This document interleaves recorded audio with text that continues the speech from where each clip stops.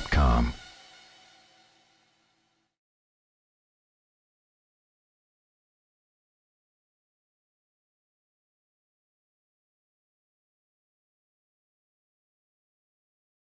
Alors, je m'appelle Anne-Marie Durand, je suis directrice de la DETS-PP. Alors la DETS-PP, c'est la Direction départementale de l'emploi, du travail, des solidarités et de la protection des populations des Alpes de Haute-Provence. C'est un service de l'État qui a comme objectif de répondre à divers questionnements à la fois des entreprises, des salariés, des demandeurs d'emploi, des jeunes. On a aussi des missions autour de la formation professionnelle, de l'apprentissage par exemple, mais aussi logement, ce qu'on appelle les freins périphériques. Et puis on a des missions régaliennes pour vérifier la conformité de la réglementation du travail, sur l'égalité femmes-hommes par exemple. Animer, piloter une équipe grande de 70 personnes pour faire en sorte que tout se passe le mieux possible pour que les agents puissent mettre en œuvre les politiques publiques qu'on nous demande de décliner.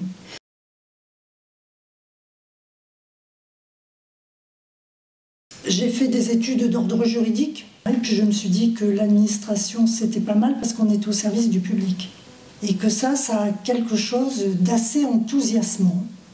On peut faire plein de choses. Et puis j'ai réussi un concours qui est celui d'inspecteur du travail. Donc j'avais une trentaine d'années.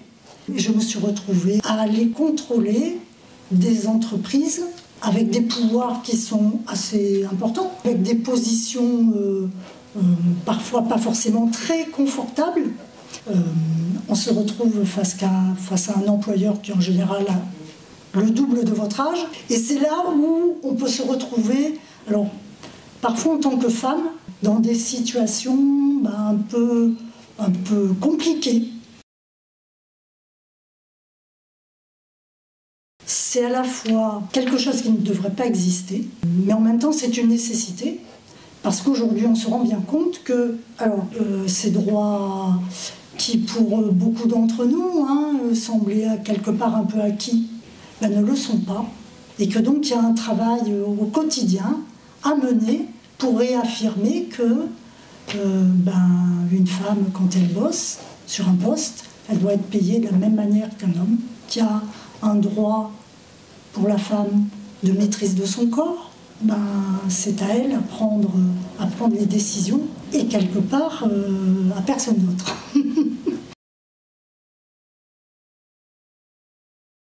Il peut y avoir parfois des comportements qui soient de la moquerie. Alors d'abord, ça va être « vous n'êtes pas assez compétente pour ». Ça peut être un refus d'obtempérer, de faire ce qu'on lui demande. Ça peut être de la moquerie, de la raillerie, de la plaisanterie, une attitude physique.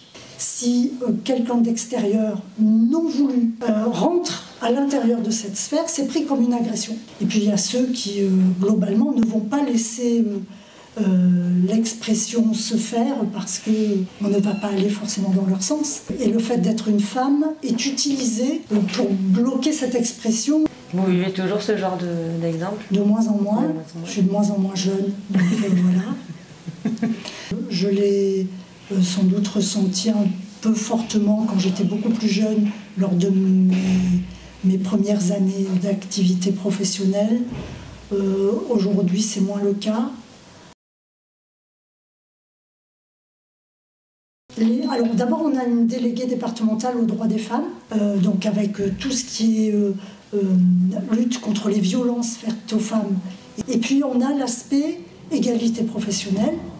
L'égalité femmes-hommes est considérée comme la grande cause du quinquennat. C'est une politique qu'on nous demande de déployer, qui est très suivie, avec une volonté réelle de faire bouger les lignes. Vraiment. Sur certains postes, on sait qu'il y a des différences de rémunération entre hommes et femmes de l'ordre de 25%, par exemple, ce qui est énorme. En lien avec la maternité, l'évolution de carrière n'est pas comparable à celle des hommes, là aussi sur certains postes.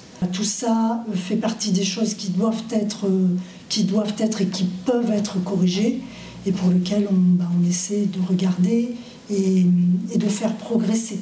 Qu'on soit un homme, qu'on soit une femme, on doit avoir la même rémunération. On n'hésite pas à déclencher des enquêtes sur ces thèmes-là de discrimination femmes-hommes. Il y a des choses qu'on pense ne pas être capable de faire parce qu'on est femme, parce qu'on est jeune. Il faut faire.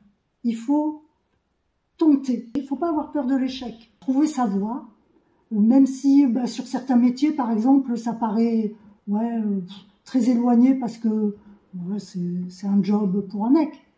Non. Si on a envie de faire, il faut y aller.